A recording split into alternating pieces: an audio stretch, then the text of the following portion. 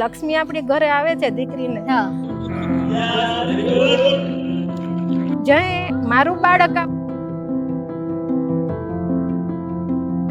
હું આ બાળકોને બધાને હનુમાનનું રૂપ જ માનું છું. આ બાળકો એટલું એજ્યુકેશન ન લઈ શકે એટલે મેં સંસ્થા ઓપન કરી. જે આપણે એમ કહી ને કે એનામાં કોઈ કાટ નથી, કોન્ફિડન્સ આવે, સ્કિલ ડેવલપ થાય અને એની ફિંગર છે, એનું માઇન્ડ છે, એ બધું ડેવલપ. કોઈક ઓટિઝમ હોય છે, કોઈક ડાઉન સિન્ડ્રોમ હોય છે, કોઈક સીપી હોય છે, બધાના અલગ અલગ હોય છે. એ અમને શીખડાવે છે, હું એને નથી શીખડાવતી. શું વાત છે. અત્યારે અમે રાજકોટની એક એવી જગ્યાએ ઊભા છીએ, એક એવી સંસ્થા સાથે ઊભા છીએ કે જ્યાં જે દિવ્યાંગ બાળકો છે એ સાથે મળીને એક્ટિવિટી કરતા હોય છે. અને આમ તો અત્યારે સિતારે ઝમી પર મૂવી તમે જોયું હશે, પણ આ બધા બાળકો ખરેખર રિયલ લાઈફના સિતારે ઝમી પર છે. તો એ સંસ્થા વિશેની માહિતી શું છે આપણે ભૂમિકાબેન સાથે વાતચીત કરવાની છે. ભૂમિકાબેન, સ્વાગત છે હવે રાજકોટના પ્લેટફોર્મ પર. નમસ્તે. આ સંસ્થા વિશેની માહિતી શું છે?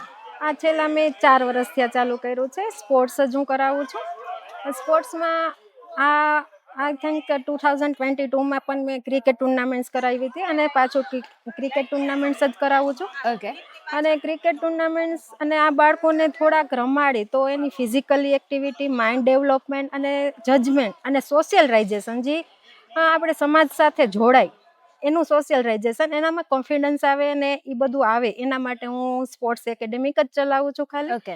આ બાળકો એટલું એજ્યુકેશન ન લઈ શકે પણ સોશિયલાઇઝેશન એનામાં જરૂરી હોય છે કે જેથી કરીને બાળકો એકાબીજા સાથે ભળે, એકાબીજા સાથે અટેચમેન્ટ થાય, ગ્રુપ એક્ટિવિટી કરી શકે. એના માટે હું આ બધી એક્ટિવિટી, નેશનલ ગેમ્સ રમાડું છું. અને પછી આપણે જે પેલા લોકો રમતા, દાદા દાદી ની બધા જે ખેરીએ રમવાય, છબ્બા રમવા, ગેમો, હા, એ બધી ગેમ્સ આને રમાડું કે જેથી કરીને એનામાં કોન્ફિડન્સ આવે, સ્કિલ ડેવલપ થાય અને એની ફિંગર છે, એનું માઇન્ડ છે, એ બધું ડેવલપ થાય. એના માટે મેં આ ચાલુ કર્યું છે. ઓકે. અત્યારે સંસ્થામાં કેટલા બાળકો હશે? અત્યારે મારી પાસે સંસ્થામાં 50 થી 55 બાળકો જોડાયેલા છે. અને બધાને અલગ અલગ રીતે કોઈક ડિસેબિલિટી છે? કોઈક ઓટિઝમ હોય છે, કોઈક ડાઉન સિન્ડ્રોમ હોય છે, કોઈક સીપી હોય છે, બધાના અલગ અલગ હોય છે. આમાં બધા બાળકો અલગ અલગ રીતે જોડાયેલા. તો પછી આ સંસ્થા શરૂ કરવાનો વિચાર આપને કેવી રીતે આવેલો? એકચ્યુઅલી મારું બાળક ડાઉન સિન્ડ્રોમ છે. અચ્છા. જ્યારે મેં બાળક મારું એટલું સ્ટડી નહોતું કરી શકતું, હું એને નોર્મલ સ્કૂલમાં જ મોકલું છું, તેમ છતાં એટલું સ્ટડી ન કરી શકે કે જે આ બાળકો કરી શકે, નોર્મલ બાળકો. તો મેં સ્પોર્ટ્સ માટે બહુ કોશિશ કરી કે એની સ્કિલ કંઈક ડેવલપ થાય અને એનામાં કંઈક ડેવલપમેન્ટ આવે. તો આપણા રાજકોટમાં કોઈ પણ નથી કે જે ઓનલી સ્પોર્ટ્સ ચલાવે.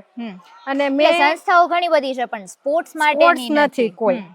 અને મેં ચાઇલ્ડ સાયકોલોજી કરેલું છે અને સ્પોર્ટ્સમાં હું વોલીબોલ નેશનલ લેવલે રમેલી છું. ઓકે. મારા સમયમાં, કોલેજ ટાઈમે ને એ ટાઈમે. એટલે મને ઈચ્છા થઈ કે હું જ મારા બાળકોને કરાવું કે કેમ કે મેં ચાઇલ્ડ ડેવલપમેન્ટનો સાયકોલોજીમાં સ્ટડી કર્યું હતું, એટલે મને આ બધા વિશેની જાણકારી હતી જ ઓલરેડી. એટલે મેં સંસ્થા ઓપન કરી અને મારા હસબન્ડનો પૂરેપૂરો સપોર્ટ થઈ. એને મને બધે સપોર્ટ કર્યો છે અને એના સપોર્ટથી મેં આ સંસ્થા ઓપન કરી છે. અને આ સંસ્થામાં અત્યારે આટલા બાળકો 50-55 બાળકો રેગ્યુલર જોડાયેલા છે. અને હું દર રવિવારે બાલ ભવનમાં અહીંયા જ કરાવું છું. ઓકે. તમે આ સ્પોર્ટ્સ એક્ટિવિટી કરાવો છો. દર રવિવારે. પછી કોઈ બાળક આવી રીતે છે ડિસેબલ અને એને તમારો કોન્ટેક્ટ કરવો છે તો એ કેવી રીતે કરી શકે? આની પ્રોસેસ શું છે આપણા સંસ્થામાં આવવા માટે? મારા સંસ્થામાં આવવા માટે જો રવિવારે એક તો મને કોન્ટેક્ટ કરી શકે અને તેમ છતાં મારા નંબર બધાને ઇન્ટરનેટ ઉપર ને બધી રીતે મળી જ જાય એમ છે, વંડર સ્પોર્ટ્સ એકેડેમિક ઉપર. અને બસ હું ફ્રીમાં કરાવું છું, કોઈ પણ ફી લેતી નથી, કાંઈ કરતી નથી. એટલે અહીંયા આવીને મને સવારે 9:30 થી અમે 11 કરાવી છે દર રવિવારે. તો મને આવીને મળી જાય અને એક ફોર્મ છે કે ફિલઅપ કરવાનું કે જેનું ફિલઅપ કરી લે એટલે બસ પૂરું. બાળકો સાથે સમય વિતાવવાની કેવી મજા આવે? આ બાળકો સાથે દરરોજ એમ લાગે કે ઘટે છે સમય. અચ્છા. સમય ઘટે છે આ બાળકોમાં, એ અમને શીખડાવે છે, હું એને નથી શીખડાવતી. શું વાત છે. અને માઇન્ડ જે મારું બાળક આવું આવ્યું થોડુંક ડિપ્રેશનમાં આવી જાય, પણ આ બધા બાળકોને જોઈને મને માઇન્ડ ડિપ્રેશન કરતા એક મોટિવેશન છે. આ બધા મારે કોઈ મોટિવેશન ને સાંભળવા નથી પડતા. આ બધા મોટિવેશન છે. હું આખા વીકમાં કઈ અપસેટ હોય કોઈ વાતમાં, તો આ ગમે એ બાળક આવીને મારી યારે વાત કરીને એ મને એ અપસેટ ઈ એની દૂર થઈ રીતે જાય. સોલ્વ થઈ જાય. આપણે ગીતાજી વાંચીએ છીએ અને હા. ગમે ઈ પેજ વાંચીને આપણે કઈ ને કે એક પ્રશ્નનું નિરાકરણ હા. મળી જાય. હા આપણું એવી જ રીતે આ બાળકો મારી સાથે આવીને ગમે એ રીતે વાત કરીને મને એનું નિરાકરણ કાઢી દે ચહેરા છે. પરની સ્માઇલ ક્યારે જાતી જ નથી જાતી એમની. જ ન- આ લોકો બહુ નેચર બહુ ગુડ હોય છે. હા જે એકદમ ભોળા જેને કહેવાય. જે આપણે એમ કહી ને કે એનામાં કોઈ કાટ નથી. એટલે આ લોકોમાં આપણને એમનો જ પ્રેમ મળે છે. પ્રેમ ને લાગણી ને હૂફ જ આપણને મળે. હા, એના સિવાય આ લોકો પાસેથી કઈ આપણે ઈ આપણી પાસેથી કઈ અપેક્ષા જ નથી રાખતા. એ આપણી પાસે આવે હક કરે, એને ઈ ખ્યાલ નથી કે મેડમ ને કેવી રીતે વાત કરું, શું કરું. ઈ ગમે ત્યાં મસ્તી કરતા હોય, હક કરે, ગમે એમ બોલે, પણ મજા આવે છે, નિખાલસ એકદમ. નિખાલસ છે.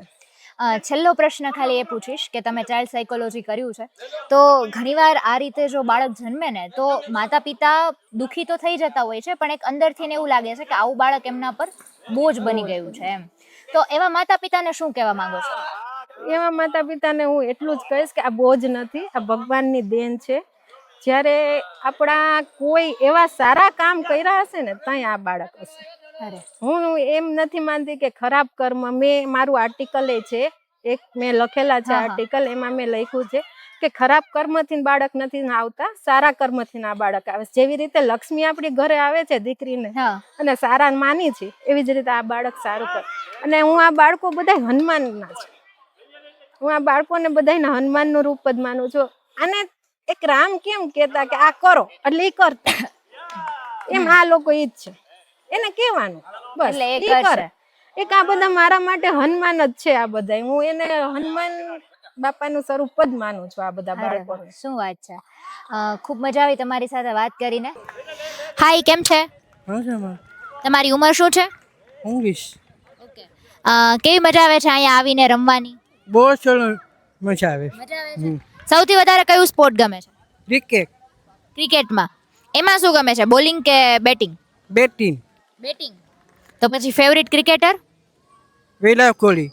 વિરાટ કોહલી ફેવરિટ ક્રિકેટર છે. મેચ જોવો છો? હા, બહુ જોઉં છું. પછી છેલ્લે હમણાં મેચ આવ્યો તો એ જોયો તો? હા, તો પછી વિરાટ કોહલીએ તો રિટાયરમેન્ટ લઈ લીધું છે. એનો બધો થઈને હું વિરાટ કોહલી બની જઈશ. તમે મોટા થઈને વિરાટ કોહલી બનશો? હમ શું વાત છે. એનો નાનો ભાઈ. એમનો નાનો ભાઈ બનશો તમે. હમ પછી ક્રિકેટ સિવાય બીજું શું ગમે છે? વોલીબોલ હમ. ને ક્રિકેટ. ક્રિકેટ. હમ પછી આપણે નેશનલ લેવલે રમવું છે ને, ઇન્ડિયાને પ્રેઝન્ટ કરવું છે ને? હા, રબર લોક. ઓકે. પછી અહીંયા રમવાની કેવીક મજા આવે છે? બહુ સુંદર મજા આવે. મજા આવે છે. હમ હા, તમને કઈ સ્પોર્ટ ગમે છે વધારે? આપણે match cricket match cricket. Cricket મજા આવે છે. ક્રિકેટમાં શું ગમે છે, બોલિંગ કે બેટિંગ? બેટિંગ બેટિંગ ગમે છે. પછી તમારો ફેવરિટ ક્રિકેટર? ધોની ધોની. પછી આમનો તો વિરાટ કોહલી, તમારો ધોની. તો પછી આઈપીએલ માં કઈ મેચ ને સપોર્ટ કરો છો? ઇન્ડિયાને ઇન્ડિયાને. તો પછી તમારે મોટું થઈને ક્રિકેટર બનવું છે? હા અહીંયા કેવીક મજા આવે છે રમવાની? બહુ મજા આવે છે. બહુ મજા આવે છે. હા છે સવાન છે બાળક. દાદા દર્શકોને એટલું જ કહીશ કે ખરેખર જો એક પોઝિટિવ વાતાવરણ તમારે જો ફીલ કરવું હોય ને એકદમ હેપીનેસ ફીલ કરવી હોય ને તો એકવાર આ જગ્યાની અને ખાસ ભૂમિકા મેડમની મુલાકાત લેજો. આ બધાને બાળકોને મળવાનો એક મોકો મેળવજો. ખરેખર તમને એમ થશે કે હેપી મુમેન્ટ કોને કહી શકાય. ફરી મળીશું આવા વિષય સાથે. હવે મને રજા આપશો. નમસ્કાર.